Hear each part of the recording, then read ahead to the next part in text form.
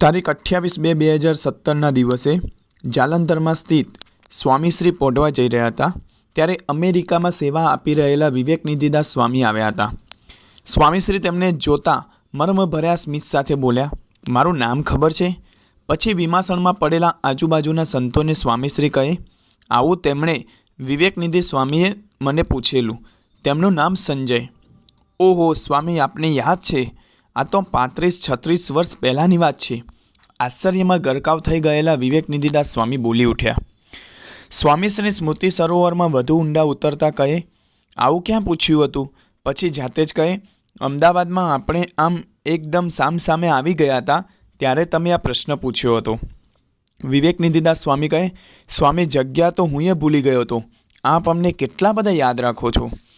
સ્વામીશ્રી આપણને સૌને પોતાના માને છે, તેથી આપણી આવી અનેક સ્મૃતિઓ તેઓના મન હૃદયમાં હંમેશને માટે અંકિત થઈ જાય છે. તેઓના પ્રેમાળ મન હૃદયમાંથી પ્રસંગોપાત સરી પડતી આ સ્મૃતિઓ આપણને હંમેશને માટે તેઓના બનાવી જાય છે. તારીખ 29/12/2016ના દિવસે સ્વામીશ્રી નાગપુરમાં હતા. પ્રેમપ્રકાશદાસ સ્વામીએ જૂની સ્મૃતિઓ કરવાની શરૂઆત કરી. આપણે ભદામ ગામમાં વિચરણમાં ગયા હતા. બેલગાડીમાં નગરયાત્રા નીકળી હતી. સ્વામીશ્રી કહે, શીરો અને સૂકી ભાજી જમ્યા હતા. સૌ આશ્ચર્ય પામ્યા. પ્રેમપ્રકાશદાસ સ્વામીને પૂછ્યું, આ કઈ સાલની વાત છે? પ્રેમપ્રકાશદાસ સ્વામી કહે, 1971ની. 45 વર્ષ પહેલાં એક સામાન્ય વિચરણમાં સ્વામીશ્રીને તેઓ શું જમ્યા હતા તે યાદ હતું. પ્રેમપ્રકાશદાસ સ્વામીએ વાત આગળ ધપાવી. ત્યાં આપણે સ્ટેશન પર સૂતા હતા. સ્વામીશ્રી કહે, એ વિચરણમાં બધા વાહનો આપણે વાપર્યા હતા. ઊંટગાડી, બળદગાડું, રિક્ષા વગેરે. જેમ જેમ પ્રેમપ્રકાશદાસ સ્વામી આ વિચરણની વિગત યાદ કરાવતા હતા તેમ સ્વામીશ્રી તેનાથી પણ વિશેષ વિગતો યાદ કરાવતા ગયા. ખરેખર તેઓની સ્મરણ શક્તિ અદ્વિતીય છે. તારીખ 30/12/2016ના દિવસે સ્વામીશ્રી નાગપુરમાં હતા. બપોરે ભોજન દર્શન દરમિયાન જ્ઞાનચિંતનદાસ સ્વામી સ્વામીશ્રીના જુલાઈ 2012માં એ વિસ્તારમાં થયેલા વિચરણની સ્મૃતિ કરાવતા કહે, તેમાં તેઓએ ગોંદિયામાં રહેતા યોગેશભાઈ વ્યાસને, એટલે કે કૃષ્ણજી અદાના વંશજ છે, એ યોગેશભાઈ વ્યાસને યાદ કર્યા. ઇંગલે ચોક રહે છે ને? સ્વામીશ્રી બોલી ઉઠ્યા. સંતોએ કહ્યું કે એ ખ્યાલ નથી. સંતોએ પછી યોગેશભાઈને ફોન કરીને પૂછ્યું તો ખબર પડી કે સ્વામીશ્રીની વાત એકદમ બરાબર હતી. સ્વામીશ્રીએ વર્ષો સુધી વિચરણ કર્યું છે. હજારો હરિભક્તોને મળ્યા છે. હજારો ઘરોમાં પધરામણી કરી છે. એની વચ્ચે કોઈક ચોક્કસ વ્યક્તિનું એડ્રેસ આટલું ચોક્કસ યાદ કઈ રીતે રાખવું એ સ્વામીશ્રીની આગવી વિશેષતા છે. તારીખ 2/11/2017ના દિવસે ગાંધીનગરમાં અલ્પાર બાદ સ્વામીશ્રી સમક્ષ સંતોના ગુણગ્રહણની વાતો ચાલી. તેમાં અત્યારે કેનેડામાં સેવા આપતા નિત્ય વિવેકદાસ સ્વામીની વાત નીકળી. સ્વામીશ્રી કહે, તેમનું એડ્રેસ લંડન 15 આલ્ફા હાઉસ. સંતોને આશ્ચર્ય થયું ને પૂછ્યું, આપ ક્યારે ગયા હતા? સ્વામીશ્રી વધુ આશ્ચર્ય ઉપજાવતા કહે, ગયા નહોતા પણ પત્રને લીધે. અર્થાત સ્વામીશ્રી તેમને પત્ર લખતા હતા. તે પરથી તેઓને અત્યાર સુધી તે એડ્રેસ યાદ હતું. તારીખ 25/6/2018ના દિવસે સારંગપુરમાં મુલાકાતમાં મુંબઈનો જનક જાદવ નામનો યુવક આવ્યો હતો. તે કહે, સ્વામી આપ મારા ઘરે આવી ગયા છો. 11 વાગે. સ્વામીશ્રી સહસા બોલી ઉઠ્યા. સંતોએ આશ્ચર્યથી પૂછ્યું, રાત્રે? સ્વામીશ્રીએ નકારમાં મસ્તક હલાવ્યું. અર્થાત દિવસે 11 વાગે ગયા હતા. પૂછતા ખબર પડી કે સ્વામીશ્રી 2004ના વર્ષમાં તેમના ઘરે ગયા હતા. 14 વર્ષ પહેલાં કોના ઘરે કેટલા વાગે પધરામણી કરી હતી તે યાદ રહે? આ માત્ર સ્મરણ શક્તિની કમાલ નથી.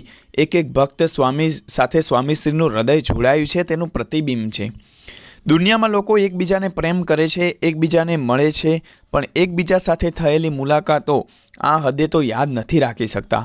એની સામે સ્વામીશ્રી તો આપણા પ્રત્યેનો કેટલો પ્રેમ, કેટલો ગાઢ છે કે તેઓએ વર્ષો સુધી હજારો પધરામણીઓ કરી છે, પણ એની વચ્ચે પણ વર્ષો પહેલાં કરેલી કોઈક એક પધરામણીની વિગત તેઓ યથાતથા જણવી શકે છે.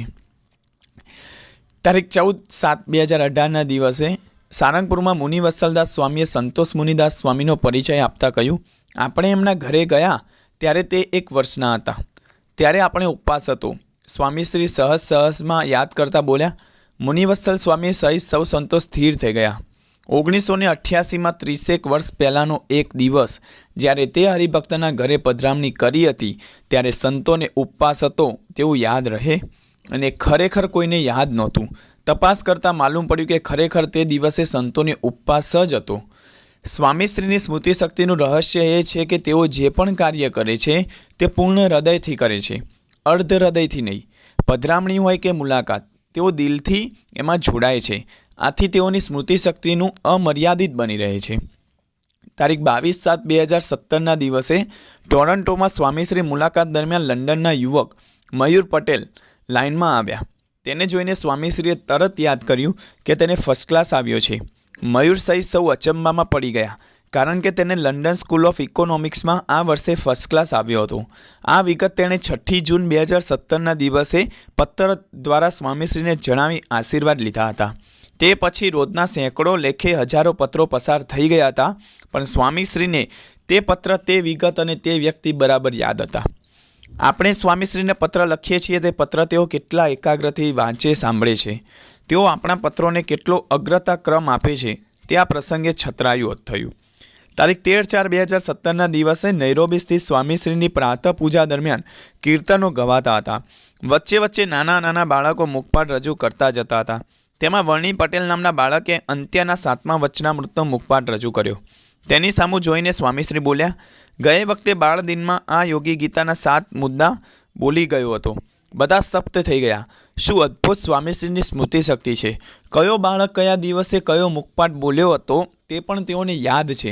સામાન્ય રીતે આપણને એ જ દિવસે સવારે પ્રસ્તુત થયેલો મુખપાઠ પણ યાદ નથી હોતો. એની સામે સ્વામીશ્રીને 25 દિવસ પહેલાં થયેલો મુખપાઠ પણ યાદ હતો. ખરેખર બાળકોને આટલું પ્રાધાન્ય તો સ્વામીશ્રી સિવાય સભામાં બેઠેલું બીજું કોઈ આપતું નહીં હોય.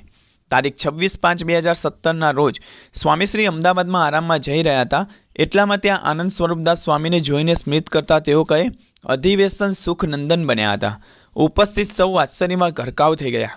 આનંદ સ્વરૂપદાસ સ્વામીને પૂછતા તેમણે જણાવ્યું કે 1969માં અટલાદરામાં બાળ અધિવેશન થયું હતું, જેમાં ઘનશ્યામની શોધ નામે એક સંવાદ હતો અને તેમાં તેઓ ઘનશ્યામના બાળ મિત્ર સુખનંદન બન્યા હતા.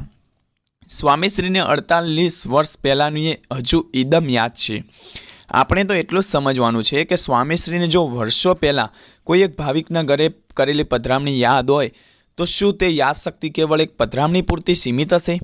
સ્વામીશ્રીને જો વર્ષો પહેલાં કરેલી કોઈ એક વ્યક્તિ સાથેની મુલાકાત યાદ હોય તો શું એ યાદશક્તિ કેવળ એક મુલાકાત પૂરતી સીમિત હશે? સ્વામીશ્રીને જો વર્ષો પહેલાં ભજવાયેલા સંવાદનું કોઈ એક પાત્ર યાદ હોય તો શું તે યાદશક્તિ કેવળ એક પાત્ર પૂરતી સીમિત હશે? કદાચ નહીં. તેઓની યાદશક્તિનો વ્યાપ અમાપ છે, કારણ કે તેઓ આપણને અંતરથી પ્રેમ કરે છે. દુન્વયી પ્રેમમાં અવધિ હોય, પણ તેઓનો પ્રેમ અવધિ મુક્ત છે. હા, સમયાવકાશના અભાવે કદાચ આ વાત આપણી સમક્ષ પ્રગટ ન થઈ હોય તે વાત જુદી છે, પણ તેઓ આપણને પ્રેમ કરે છે તે વાત તો નિર્વિવાદ છે. સામાન્ય માનવીના પ્રેમમાં સ્વાર્થ હોય છે, પરંતુ આવા સાચા ગુરુનો પ્રેમ નિસ્વાર્થ છે. લૌકિક પ્રેમમાં કંઈક અપેક્ષાઓ હોય છે, સ્વામીશ્રીનો પ્રેમ નિરપેક્ષ છે. આવા ગુણાતીત ગુરુના પ્રેમના પાત્ર આપણે સાચા અર્થમાં બની શકીએ, એ જ અભ્યર્થના.